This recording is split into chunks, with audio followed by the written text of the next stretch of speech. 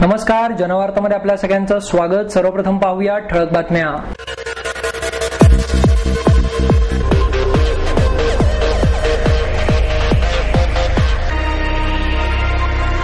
Human इंटेलिजन्समुळे 1.25 वर्षापूर्वी झालेल्या खुनाचा गुन्हा उघडकीस आणण्यात यश मिळाले।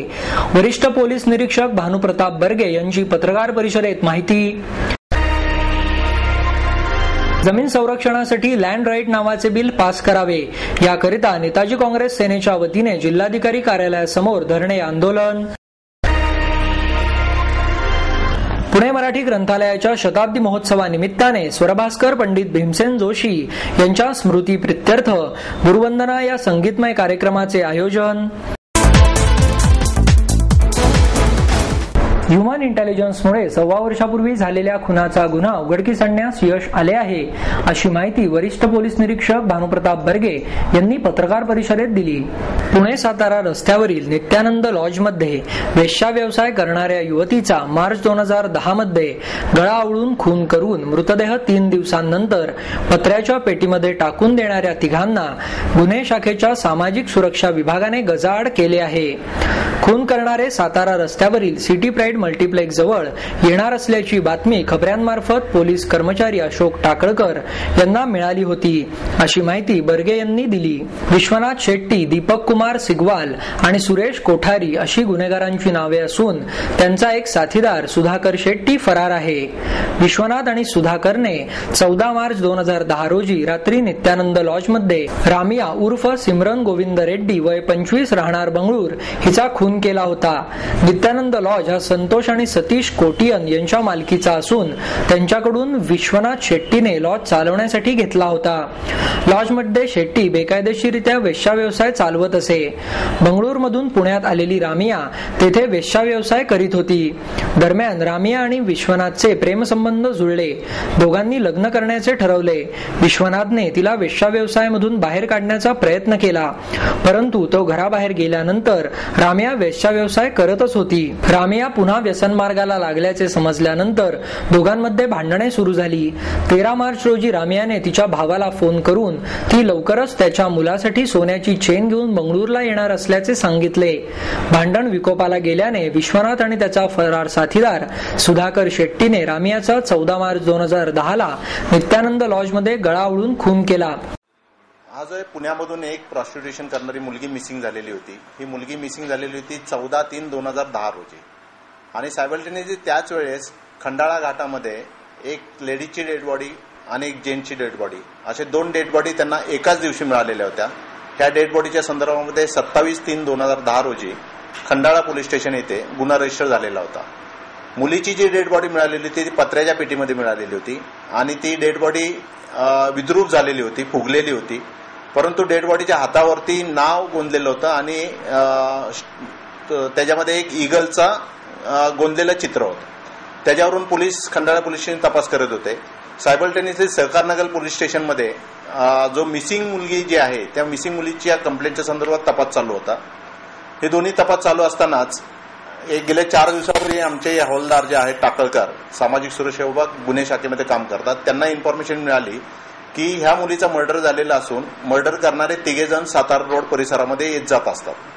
ही बातमी मिळाल्यानंतर आम्ही काल त्या ठिकाणी ट्रॅप लावलेला होता। ट्रॅप लावल्यानंतर आम्हाला सिटी प्राईड हॉटेलच्या जवळ, सिटी प्राईड थिएटरच्या जवळ एक 3 मुलं संशयित मिळाले। त्याच्यामध्ये एक विश्वनाथ शेट्टी आहे, एक सुरेश कोठारी एक आहे आणि एक सिगरन म्हणून एक आहे। अशा 3घांना ताब्यात घेतल्यानंतर त्यांनी चौकशी त्यांच्याकडे केली असता त्यांनी ही मुलगी जी मिसिंग मुलगी झालेली होती, रम्या नाव होतं ते, रम्या गोविंद रेड्डी, ह्या मुलीचा मर्डर केल्याचं सांगितलं आणि मर्डर केलेली डेड बॉडी खंबाटकी घाटात सोडल्याचं सांगितलं। घाटात सोडलेली डेड बॉडी खंडाळा पोलीस स्टेशनला मिळालेली होती। रम्याचा मर्डर जो झालेला आहे तो मर्डर ह्या नित्यानंद हॉटेल पुणे सातारा रोड या ठिकाणी झालेला होता। मर्डर झाल्यानंतर त्यांनी डेड बॉडी जी आहे तिचा गळा दाबून मर्डर केला। डेड बॉडी टेरेसमधील सिंटेक्सच्या टाकीमध्ये ठेवली। सिंटेक्सच्या टाकीमध्ये 3 दिवस तशीच डेड बॉडी होती। त्यानंतर ती डेड बॉडी सिंटेक्सची टाकी कापून काढावं लागली का तर डेड बॉडी फुगलेली होती।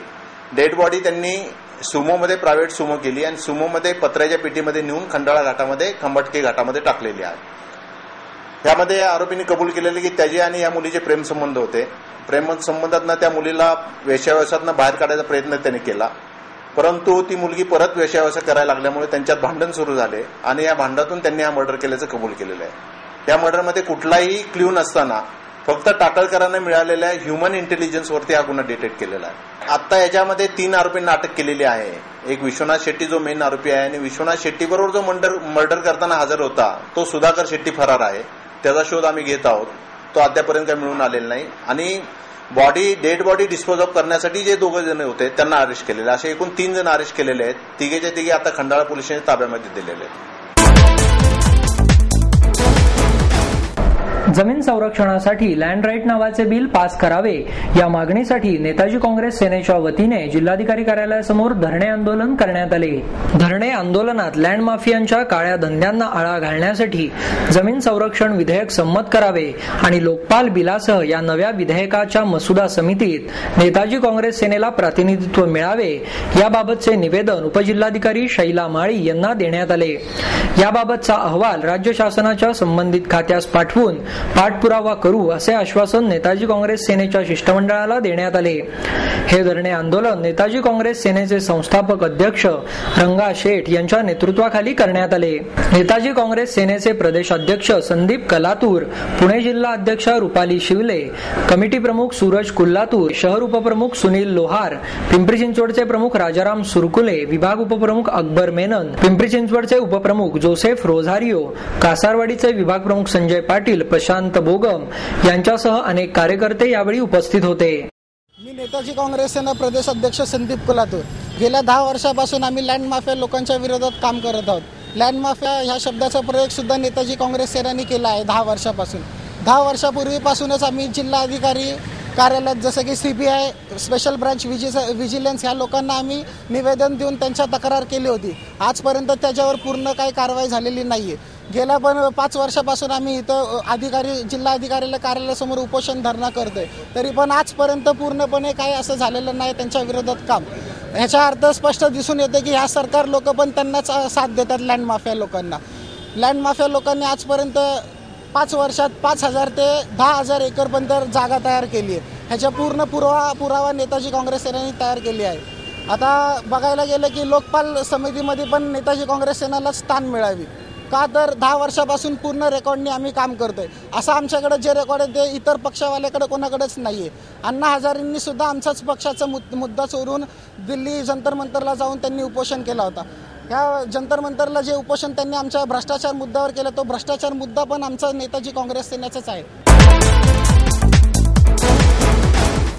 राज्य सरकारी कर्मचारी मध्यवर्ती संघटनेच्या वतीने कर्मचारी भरती निर्बंधांच्या विरोधात आंदोलनाचा इशारा देण्यात आला। राज्य शासनाने तृतीय आणि चतुर्थ श्रेणीच्या कर्मचाऱ्यांच्या भरतीवरील निर्बंधात 1 वर्षाची मुदतवाढ दिल्याच्या विरोधात आंदोलन करण्याचा इशारा संघटनेचे अध्यक्ष लक्ष्मीकांत पाचरण यांनी पत्रकार परिषदेत दिला। राज्य सरकारने 2010 मध्ये भरतीवर 1 वर्षासाठी निर्बंध घालण्याचा निर्णय घेतला होता। त्यानंतर या निर्णयास मुदतवाढ देऊन यंदा निर्बंध कायम ठेवले आहेत। या विरोधात 8 जुलैपर्यंत सर्व शासकीय कर्मचारी काळ्या फिती लावून काम करणार असून त्यानंतर 11 जुलैपासून भोजन कालामध्ये शासकीय कार्यालयांच्या बाहेर निदर्शने केली जाणार असून याची दखल न घेतल्यास बेमुदत काम बंद करून आंदोलन करण्यात येणार असल्याचे पाचरण यांनी सांगितले। राज्यात 5 लाख तृतीय आणि चतुर्थ श्रेणी कर्मचाऱ्यांची पदे आहेत। 30 जागा रिक्त असून दरवर्षी सुमारे 1000 कर्मचारी सेवानिवृत्त होत असल्याने कार्यालयात कामाचा बोजा वाढत आहे। कर्मचारी भरतीवर निर्बंध घालून सरकारी कार्यालयाचे खासगीकरण करण्याचा घाट राज्य सरकारने घातला असल्याचा आरोपही यावेळी पाचरणे यांनी केला। पुणे मराठी ग्रंथालयाच्या शताब्दी महोत्सवानिमित्त स्वरभास्कर पंडित भीमसेन जोशी यांच्या स्मृतीप्रित्यर्थ गुरुवंदना या कार्यक्रमाचे आयोजन करण्यात आले। भारतरत्न पंडित भीमसेन जोशी यांच्या स्मृतींना उजाळा देणाऱ्या एकाहून एक संस्मरणीय अशा पंडितजींनी गायलेल्या भक्तिरचना, शास्त्रीय गीते यावेळी सादर करण्यात आली। श्री संत दर्शन मंडळाच्या वतीने या कार्यक्रमाचे आयोजन करण्यात आले। पुण्यातून संतश्रेष्ठ ज्ञानेश्वर माऊली आणि जगद्गुरू तुकाराम महाराज पालखी सोहळे विठुरायाच्या ओढीने नुकतेच पुण्याहून मार्गस्थ झाले. पुढील आठवड्यात एकादशी आहे. संपूर्ण वातावरण भक्तीने भरलेले असताना या गाण्यांच्या कार्यक्रमाचे सादरीकरण करण्यात आले. यावेळी श्रीपाद भावे, जयश्री कुलकर्णी, संपदा भिडे, आनंद भीमसेन जोशी, राजेश दातार, अविनाश लेले आणि श्रीराम साठे यांनी रचना सादर केल्या. पंडित भीमसेन जोशी यांना तंबोऱ्याची आणि गायनाची साथ करणारे यांनी मन डोह रामरंगी रंगले हे पद म्हणले. पंडितजींनी विविध भाषात संतरचना सादर केल्या आहेत. जगन्नाथ विठ्ठल यांची कन्नड भाषेत असलेली रचना आनंद जोशी यांनी सादर केली. विजय दास्ताने यांनी तबला, जयंत साने यांनी हार्मोनियम, चारुशिला गोसावी यांनी व्हायोलिन, प्रसाद भावे आणि राजू माचीकर यांनी तालवाद्य अशा प्रकारे साथसंगत केली. या कार्यक्रमाचे निवेदन मंगेश वाघमारे यांनी केले.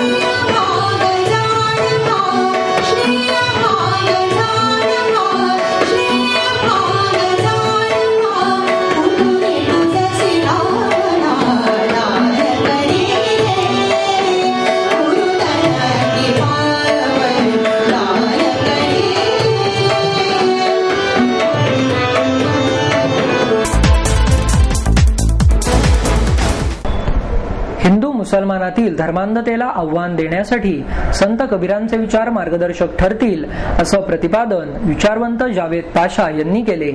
संत कबीर दिनानिमित्त काँग्रेस भवन येथील आयोजित कार्यक्रमात ते बोलत होते. आपल्या धर्मपरंपरेला संत सज्जनांचा सहवास मिळाल्याने आपल्या परंपरेत कधीच वादविवाद उत्पन्न होत नाहीत असे त्यांनी यावेळी सांगितले. यावेळी पाशा यांनी संत बुल्लेशा, संत तुकाराम, संत गाडगे महाराज, संत तुकडोजी आणि छत्रपती शिवाजी महाराज यांच्या जीवनातील अनेक प्रसंग सांगितले. तसेच त्यांनी कबीरांचे विचार प्राथमिक, माध्यमिक आणि महाविद्यालयीन स्तरावर अभ्यासक्रमात समाविष्ट करावे अशी मागणीही केली. या कार्यक्रमाच्या अध्यक्षस्थानी शहर काँग्रेसचे अध्यक्ष ॲडव्होकेट अभय छाजेड हे होते. बुल्ले शहा ज्यावेळेस म्हणाला होता, आता सांगा बुल्ले शहा ज्यावेळेस हे पद म्हणतो त्यावेळेस मुघल तुर्कांचं आक्रमण भारतावर झालेलं होतं आणि धर्माच्या नावानं चोहीकडे बुजबुजशाही होती, धर्माच्या नावानं शोषण चालू होतं. तेव्हा बुल्ले शाह इस्लामच्या नावानं शोषण करणाऱ्या लोकांना उद्देशून काय म्हणतो पा कबीराचा समकालीन, तुम्ही तो गाणं ऐकलेलं असेल की मंदिर मस्जिद बेशक तोडो पर प्यार भरा दिल कभी न तोडो जिस दिल में दिलवर रहता. दिलवर म्हणजे मुन्नी बदनाम हुई नाही, तो दिलवर नाही, आता भलतच म्हणा. बुल्ले शाह दिलबर म्हणजे आत्म्यात जो माणूस असतो. कबीरानं राम नामाचा उल्लेख वारंवार केला आणि स्पष्टपणे कबीर म्हणतो की माझा राम हा दशरथ पुत्र राम नाही, कारण दशरथ पुत्र रामाचा व्यापार होऊ शकतो. कबीर ज्या आत्म्याला राम म्हणतो त्याचा व्यापार होऊ शकत नाही. प्रशिक्षण संस्थांच्या संघटनेच्या www.atcglobal.com या संकेतस्थळाचे उद्घाटन आयटी तज्ञ अच्युत गोडबोले यांच्या हस्ते करण्यात आले. जागतिक पातळीवर केवळ दर्जालाच महत्त्व दिले जात असल्यामुळे प्रशिक्षण संस्थांनी प्रशिक्षणाच्या दर्जाकडे सातत्याने लक्ष द्यावे असे अच्युत गोडबोले यांनी सांगितले. यावेळी प्रमुख पाहुणे म्हणून महाराष्ट्र उद्योजकता विकास केंद्राचे उपसंचालक योगीराज देवकर उपस्थित होते. उद्घाटन प्रसंगी बोलताना संघटनेचे संस्थापक अध्यक्ष संदीप ताम्हणकर यांनी संघटनेच्या स्थापनेचा उद्देश आणि भविष्यातील वाटचाल इत्यादी बाबी स्पष्ट केल्या. तसेच संघटना प्रशिक्षण क्षेत्राशी निगडीत सर्व संस्थांना एकत्र आणून उत्तम प्रशिक्षण व्यवसायाचा आदर्श निर्माण करेल असे मतही व्यक्त केले. संस्थेचे संस्थापक सदस्य प्रसाद मिराजदार यांनी देखील या ठिकाणी आपले विचार मांडले. प्रशिक्षण संस्थांच्या या पहिल्या आणि एकमेव संघटनेच्या माहितीसाठी www.atcglobal.org या संकेतस्थळाला केंद्र चालकांनी आवर्जून भेट द्यावी असे आवाहनही यावेळी करण्यात आले.